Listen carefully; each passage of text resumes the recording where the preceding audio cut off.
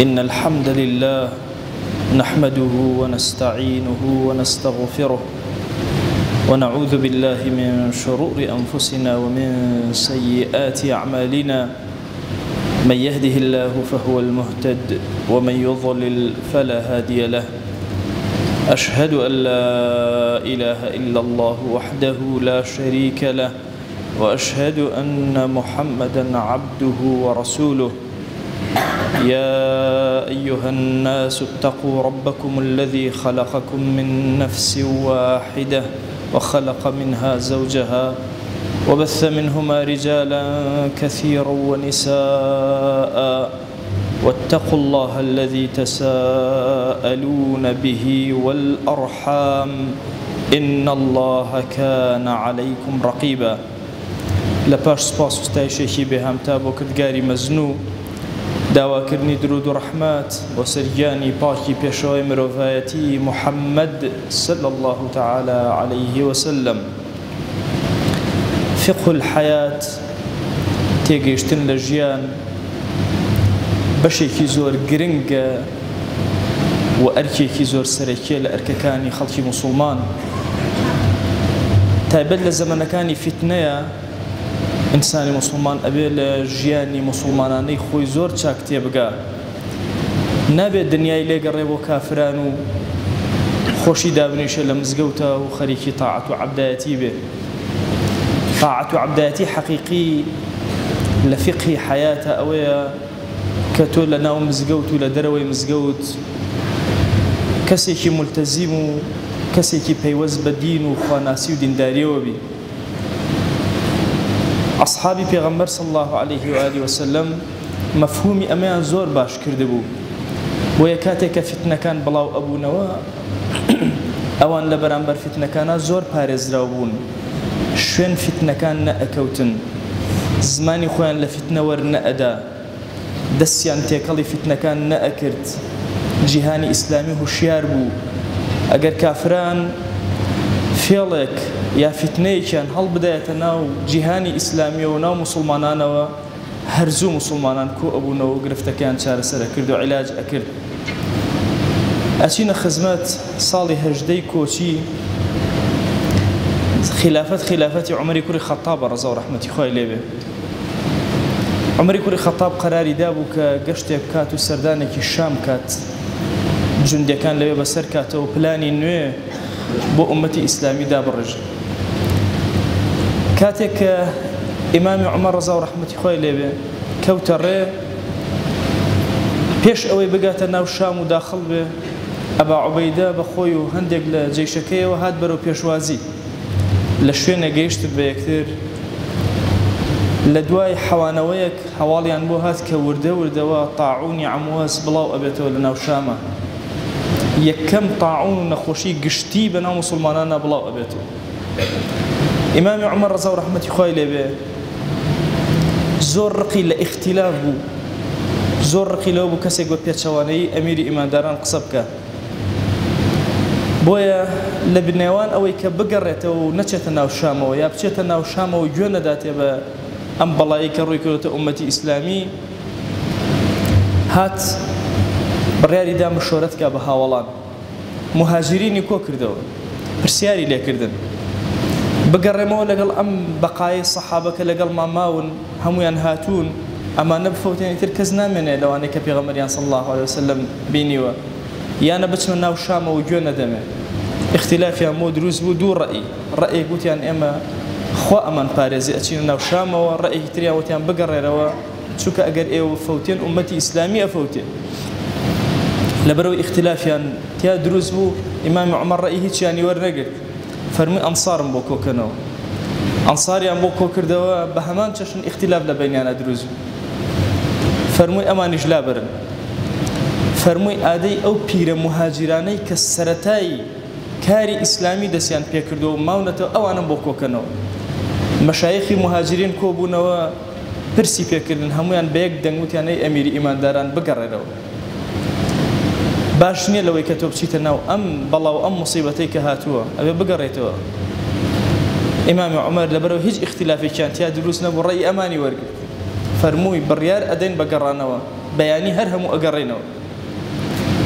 هندق لواني كان يبون بما زهرنا راح تبون حتى أبا عبيدة جراح فرمي أفرارا من قضاء الله أتى فرارك لقضاء خوا راكي فرمي أبا عبيدة قلت نبويتا وكسي كتير أبو إنجا علاج مأكرت تولى قضاء خوا تيجيشتوي لبريالي خوا تيجيشتوي فرمي نعم بلى نفر من قضاء الله إلى قضاء الله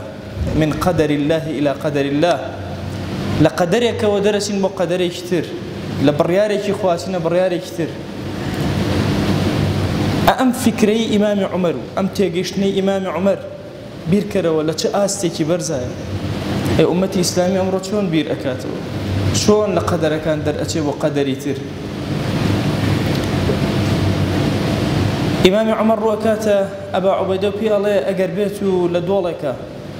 خدي أمد والله دوش ويني لبه يكان لورقايكي زور باش بي يكان بي لوربه آية واشتركانت أبيت كاميان بقدري خوا أبيت أوشواني كتشاكا وشيري باشد أداتي بقدري خواش أقربيتي دخرابك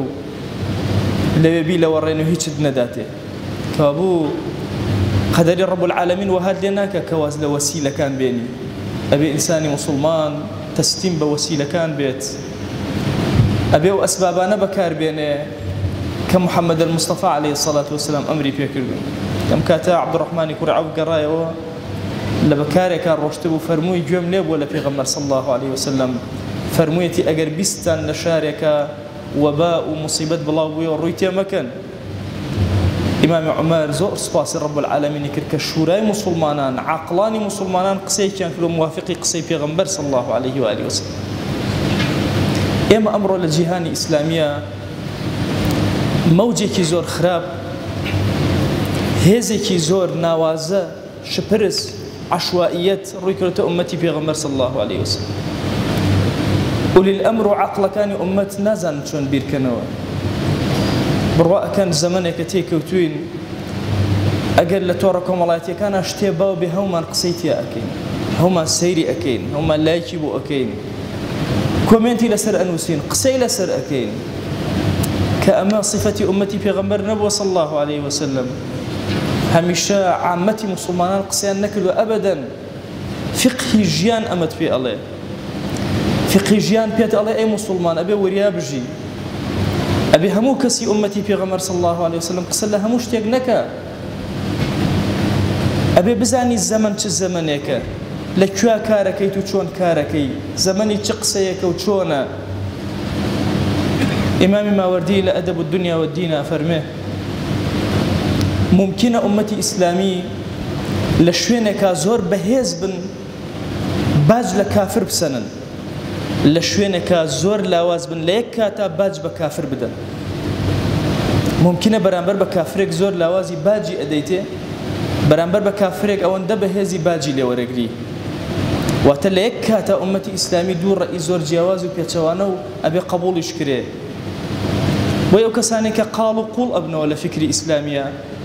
تي أجن لويك أم همجي أمروك هاي لصاحي أمتي إسلامية همجك إسلامي نية فكرك إسلامي نية وتيك إسلامي نية كسي إسلامي تنهى أمنية بيت شن كلمات يعني شن ديار ديك مسلمانان يبيو بيت نخير أبي بزانة شون ما ملا أكال قل أمتي في غمرة صلى الله عليه وسلم شون جيان لقل جورة بيواني أمتها بسر أبا شون بأدب أبي شون لقل اختلافا ما ملا أكال شون لقل نوازلا ما ملا أكال نوازلي واديت ألم زمنا أجل زمني أصحاب ويا بدأ صال برياري أم بينا أدرى تو دونا ملك أخواني تو برياري لسر أدي قراري لسر أدي وأزاني تنها أو خوشة الراست أمتي في غمر صلى الله عليه وسلم في ويسي ببيدات ونويكي زور قورية تابل لكردستانا الشباب كان ما نبي زور وريابن أو فتناني كدروسة بن العالم الإسلامي لجهاني إسلامية أو شرد النوكان كدروسة بن همويان دستيكي خفيلة بشتيانا ضلنيا بل أو خزمتني بأمتي في غمر صلى الله عليه وسلم إما أمتي نك دنيا ما روشنا مردن ما روشنا دواي مردن ما روشنا شون أبي اللي رأى نزاني تشيب كين وشون بكين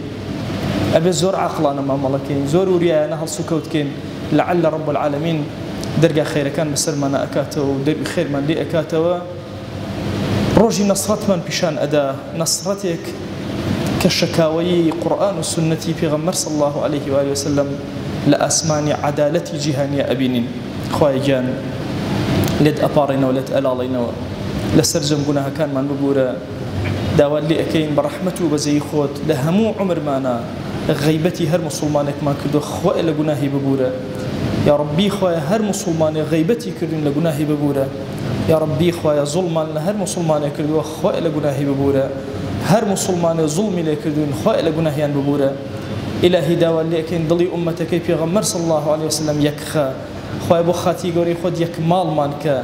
بەهێزمان کە بمانگێڕە لەو کەسانەی کە خزمەتکارێکی ڕاستەقینەی ئەم دینەی تۆن یا رب العالمین خوای ئیخلاسمان پێ عەتاکە یا ئیلاهی قبوڵمان پێ بدە إلهی داوات لێ ئەەکەین ئەم عەبدانەی خۆت هاتوونەتە ئەم ماڵەی تۆ ندایەکی تۆ کەلیمەیەکی پێغەمبەر صلی الله عليه وسلم لێرە کۆی کردنەوە هەمویان کاریان هەبوو ئیشیان هەبوو ئەمانە و عەبدانن سوژدە نابن تەنها بۆ تۆ نەبێ ڕکوع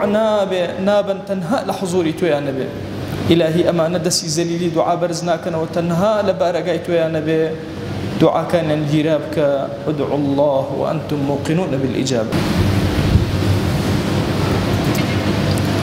الحمد لله رب العالمين والصلاة والسلام على خير خلق الله محمد وعلى آله وأصحابه الكرام وتابعيهم بإحسان إلى يوم الدين. أوصيكم عباد الله ونفسي قبلكم بتقوى الله وكثرة مخافته فإن التقوى شعار المؤمنين ودثار المتقين ووصية الله تبارك وتعالى في وفيكم وفي الخلق أجمعين. وشوي سكام پیغمبر خوای صلی الله عليه وسلم فرماوه اگر کسی وخوا اگر کش بو توش خیرش کرو یا نوش نجدینی فقه دینی فرقورن فقه دنیاش فرقورن اما امته پیغمبر صلی الله عليه وسلم دین ما هن و دنیاش ما هن امتی نین مدزگیر می دین و واجد دنیا بار مدزگیر می دنیا و واجد دینی بار هر دوشا پی و ما ملاشا چنی کرمه أمتك وبيغمري صلى الله عليه وسلم أشم خازيا ونا بتابتي جزمن وفتنة كان جيانش خازيا وابونا زانو معاملة تشني أمتك تشني كرو أمتو بيغمري صلى الله عليه وسلم قربي و بيسيك جستي كانن إيجسا أجر يايجش بشو يا كيترش هاوار كرو أجر بسري وش بشو ضلاني وش بشو ورمشان الزريو ورو أني أمتك جهر ياجي ونو جهر سوتي ونو شكست بارو قد ما شكست ما أردن أشوف زان بشني ما ملا كرمة شني يكتري شني ما ملا كرمة شني أبلا مصيبة روكرا أمتي أرون الرنجة إما تام فرفر بأزادي وما خطاب بيامك وما ياونمي هرشي كاتنا ياجي ونجا عالم إسلامينا أجر بس إما قصي كرا غلط كرا في خديني شان نبيان رنجا إيمج بس ياجي طريق سكر مهر غلط كلمة في قديني ما نبيان قريا جو منطقي و بيوسش بانن بقبارة و توانا و دصلاتي شهر ما نكرو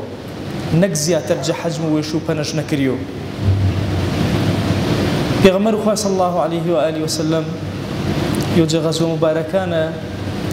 أصحاب فرمان يبني فرماواش صعب إن شاء الله إجيجيا مازمي هنشان ناوش بجنجكي وشويسيش جركش بالدرس شاور بورة هيش قصيش نكرده صعب هجوم شاكر خرابتر شاونا قومية برين داري بي زحمتي فرشة أمارة درقة ورا كيشا نامي إيجارك فرماواش بياني إجيجيا مازمي قروش أبيتو حاضر جياج باز درس عمليش ديبن الراس أرونا ميدانك شاجيا أستن بلام صعب نجلاود لميدانك أمتي بيغمري صلى الله عليه وسلم أمتي ونيا قركاتنا تنها خطابي وبونو قصي وكروكا قصي سركوتي وجاي كانت شركوتن بيغمر خواه صلى الله عليه وسلم غزا مؤتينا فرماواش دماء أنا يرجع جورا بيا أمتي شهيدة بيه فرماواش شمشير جا شمشيرك خواه الله ورجيرو كأي كسر شمشير وخواه ينسروا الزمينيو ده شمشيرك خواه تشيشش كر يكوش جنگش كر وصحابش قلنيو حتى كجلود لمدينة خلقه وران ورشا فرماوش اشما فرارن دي الرمين دي جنگي جنكتا نكردن دورين دي خالدي كوري وليد كاتي كيجي شقلنا وفرماوش وشو يزنا إنك كرارن ئامێنێ و جارێوەتەر هەڵمەتەماوە کەڕەتەن بەعدە کەڕە وەرو ئەنەی گر کاتێ ئومەتی ئەشم چینەی یاوەنە فقهێ فرە گەورەش بوو یاوانەیەوە فرە گەورەش بوو یاگێوەنە تۆ هەرمانەکەری قەدەر و یاکی وەڵزانینە فتوای تایبەت پێی تۆ هەن کەسێەوە کە ئینا ئەوروپا فتواش فرە جیاوازەنە کە ئینا چێگەنە کە ئینا هەڵەبژەنە کەسێەوە ئینا ئێرانە فرە جیاوازە جە ئێگەی کەسێ ئینا تورکیانە فرە جیاوازە عالم و ئیسلامی بە شێوازێ تەر مامەڵە کردیەوە مەکردیەوە گرت پێوە بە یەک ئاراستە و بە یەک جۆر و بەڕاستی ئارۆنە یۆجە فرەخەلە لە گەورەکە ئومەت و پێغەمبەری صلی الله عليه وسلم نەیاوانەی قوڵین ئێمە جایچانە مەلێوە ئەگەر 2000 قسەوە کەرە پێسەوێ نەبوو ماسمیان مەلاحیج مەزانەوە بەعکسەوە هەر مەلێوە فرە فەقیه بوو مەبوو فتوە و نەفەرێوەش پێی نەفەرێوە تەری نەقڵ کرد ڕەنگە نەفەرێوە بێ پرسیارە وەڵکەرەوە نە جوابێوەش دەوێت یۆتەر بێ عین و پرسیارەکەرە جوابێتەرش دەوێت ڕەحمەت و خواجە ئیبن عەباسی بوو کەسێوە ئەمە پرسیارش بۆ نەکرد فەرماواش ئایا یۆ ئەگەر خەڵکی کوشۆ تاوە تەوبە کەرەوە فەرماواش نەخێر کەلوە تەلەبەگەش و شاگردەکەش فەرماواشە چەنی مەتاوانە شەریک پێی خۆی قرار بۆ تەوبە کەرەوە خۆ عەفوش کەرەوە فەرماواش لەقەد ڕەئەیت بەینە عەینەیه الشەڕ دلێ چەماشەنە ئایر وارێ ئەگەر واتێم بەڵێ تاوینە لوێ نەفەرێوە کوشێ ئینە مفتین ئینە عاقڵە ئینە یاوانە جەدینی فەقیه ئەچینە نە ئومەت و پێغەمبەری صلی الله عليه وسلم ئەشم فرق گەورەتر جە ئارۆ ژویر کەرەوە ئەشم چی مەهزەلەی کە کافری دروستکردن بلۆ بەرەوە تەماشەکەرەوە اینجا جە فقه و شەریعەتیاوەنە تەماشە و مێژووش کەرەوە اینجا جە فقه و شەریعەتیاوەنە ئومێد کەرمێ خوای گەورە ڕەحمەچەنی کەرەوە تاومێ بە فکر و فقهێوە فرە گەورەی ئیمانیانە و ئیسلامیانە تاومێ ژیانمە گوزەر کەرمێ ژیانمە پەڕ بۆ جە فقه و دینی دینمە پەڕ بۆ جە فقه و ژیانی خوای داواوە نەکەرمێ جە گوناحەکانماوەش بە رحمة وبركة والمجمل مارا نوش فريدا وشاونا كردن مخواش فيقردي كان يا رب العالمين. وأوصيكم أيضا بالصلاة والسلام على رسول الله حيث أمرنا الله تبارك وتعالى في محكم تنزيله قائلا إن الله وملائكته يصلون على النبي يا أيها الذين آمنوا صلوا عليه وسلموا تسليما اللهم صل على سيدنا محمد وعلى آل سيدنا محمد وبارك على سيدنا محمد وعلى آل سيدنا محمد كما صليت وباركت على إبراهيم وعلى آل إبراهيم إنك حميد مجيد.